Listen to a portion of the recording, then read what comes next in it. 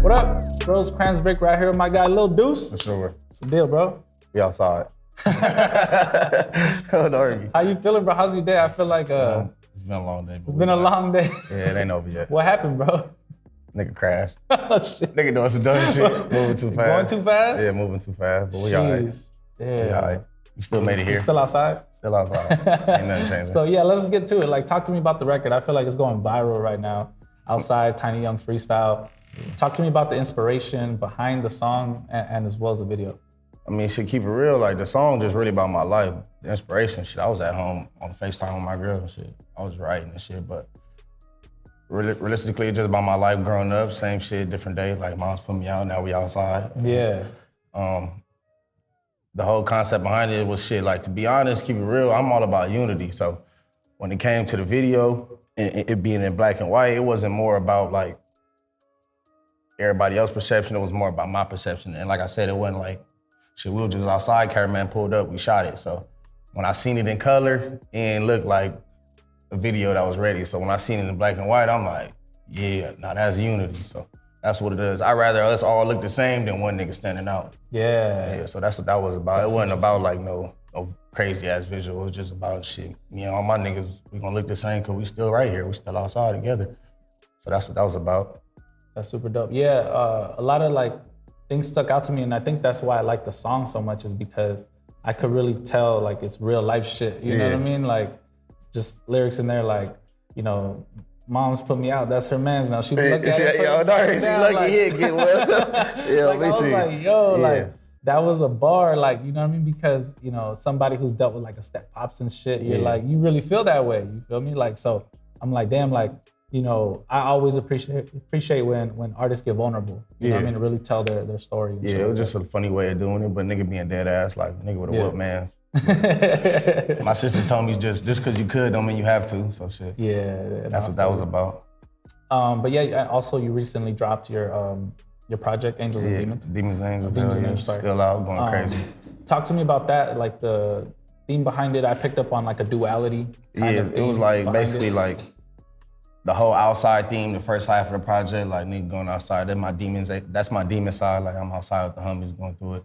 And then the angel side was more about like how I put letter to my mom, the song Backstab, Asking Why, shit like that, like those type of songs. It was just basically like you said, the duality, like, you know, at the end of the day, like we all go through whatever the case may be, but shit, I feel like in my life, the light's starting to shine, so shit, this journey was worth it. Yeah. So that's what that was about, like fighting on my demons to start getting blessed by my angels. Yeah, because at the end, you could have done it the opposite way, right? You could have done it where like, you start off in like the light side and stuff like that, but like you said, you're coming out on the light now. You started with the dark and now you're coming out with the light.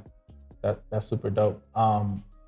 And how do you feel like, did the pandemic like, you know, affect anything with your music or just like your inspiration? I mean, as far as like, I'm gonna keep it G. See, before the pandemic, a nigga went on tour with Rucci and all that, but as far as like show-wise, I wasn't doing shows like that, so shit, it helped me. It didn't do nothing but have me out sit down and build my catalog. Like outside going crazy, but trust me, that's not it. Like, like I said, I wrote that on a fluke, nigga, high sitting down at 3 in the morning. Like, I don't even write. So the fact that I'm writing now, I got stupid shit recorded, stupid shit ready. But so it was just like, for me, the pandemic shit, I ain't do nothing but stack my money up and build my catalog. So it was a pandemic.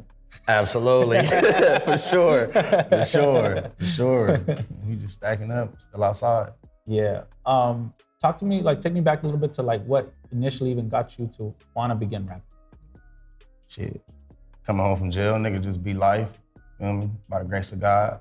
It's a gang of the innocent niggas on the yard, so I could have been one of them niggas. So by the grace of God, I wiggled. You feel me? So having a second chance at life, I told myself if I ever get a second chance, nigga gonna do something.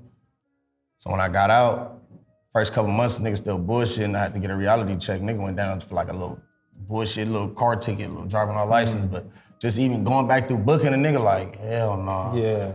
So when they bailed me out that morning, nigga, that night, we was back in the lab. And ever since then, nigga was like, yeah, I'm gonna take this shit serious. Yeah. I put out that little, I forgot what song it was, but I had put something out. And then the first nigga to ever say something was AZ Sway. He like, you should have got it mixed, but I hear you. Yeah. So ever since then, I'm like, all right, let me see what niggas talking about. Then I dropped that that first project. Damn, I got so much shit, I don't even remember my shit. Well, AC Taking on them. Damn. What was it? My first mixtape, the little 5-track EP. But I dropped that and it went done. Yeah. So after that, I was like, yeah, gas pedal. And I ain't letting up. Yeah. And damn, I got so much work on to remember my own shit. And then you originally, like before you got incarcerated, you were Scheme's hype man, correct? Yeah. Talk to me about Shout out me, bro. Yeah. Oh God, but yeah.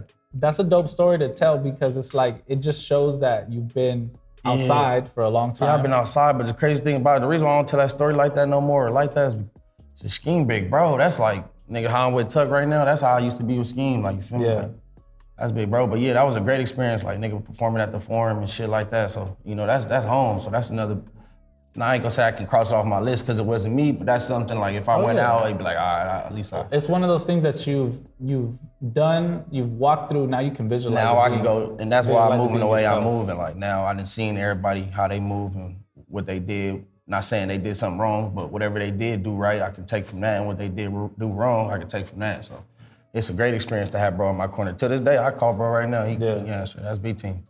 Yeah. And he's still, people probably don't know, man, he's still killing it. Man, he in the lab right now. If I call him, he going crazy. It's just, he's still killing it. It's timing. Songwriting. Yeah, it's timing. Placements and all that. Yeah, still go crazy. You still hear a lot. Like, if you're really tapped in and know what's going on, like, he's still working. He's still killing shit. So. Absolutely. Talk to me about Inglewood and the fact that it's like starting to get gentrified and white people starting to move in and like. Man, nothing. We outside. But how do you feel about that? Because it's the neighborhood like, is essentially gonna start to change. The thing about Inglewood, bro, is like, nigga, I ain't gonna lie, bro. It look good over here, but it's been like that. It been nice as a motherfucker over here. Nigga, we just bad as a motherfucker over here. You feel me? Like, nigga, don't no crime happen in Inglewood. All the crime happen around us.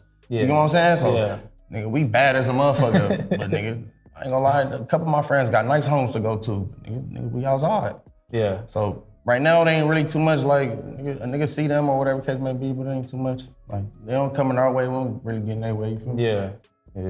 No, because I've definitely like driven by, I think when Kanye did, when he was having like Sunday service. Yeah.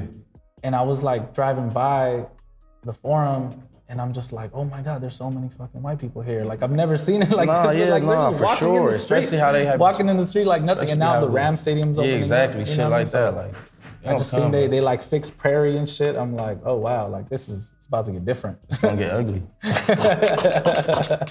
It's gonna get ugly before it gets better. Yeah. Well, what are some goals you have for the rest of 2021? 2021, become a better man, become a better father, and continue to feed the streets. That's it. I don't be wanting too much. I'm having it already. Yeah. And then you don't see, I don't be big flash. You get a nice little piece, but better man, better father, and keep feeding the streets. Cause I love music. It ain't for the money. I love music. Yeah. And then I'm telling my story. So it's like all that shit come into play. Yeah. No, I definitely feel that. So I feel like you're one of the most versatile artists in LA. Yeah. Like, I appreciate that too. I appreciate that. But how do you feel? Like sometimes it can be the instance where you do so many things good that you kind of don't know what direction to go in. Do you struggle with that sometimes? Because Outside doesn't sound anything like other records I've heard from you, you know what I mean? But they're all equally good. Great project, great work, and I appreciate that. And that's another thing me and my team sit down and talk about too, but me personally, I know the direction I'm going into. Okay. But, you know, you got to get the ears open first. So, like right now, like nigga got plenty of tracks out, but Outside, the shit I was bushing around, niggas loving. Yeah. So like, but shit, we gonna run it. We gonna let them eat it up. But it definitely ain't that direction. If I can say that. But for the most part, shit, whatever that motherfucker load up, I'm getting on. Yeah. That's how I be feeling. The crazy thing about Outside, to go back to it, is it doesn't sound West Coast at all. Yeah. So it can really be received in any city, any market. We gonna run it. You know what I mean? Running it. It's just the beginning. We gonna run it. Yeah. And I was like, that was the crazy thing about it, because like I said, I'm not trying to keep trying to downplay my record or nothing like that, but shit, if like the homies that's right here, nigga, when I came out the booth, I'm like, all right, come on, let's get to the next one. Niggas like, hold on, bro, play this. Like, let us hear this. I'm like, bro, this, you feel me? It's not what I was, that's not what I was even, I wasn't even in that MySpace. I just knew I wrote that. I'm like, let me get it off so I can get to my shit. They like, wait, this the shit. So I'm like, all right, let me hear it. But that's how that shit working. That's dope. Shit, anything else you want to tell people before we get out of here? Nah, man. Not even like that, but we're really outside. Lil Duece, 3400 everywhere. You can find me. I'm not hiding. 3400 West Harbor Vita. We outside. Appreciate you, dude. Appreciate you. Lil Duece, Rosecrans Vic. We out. Yo.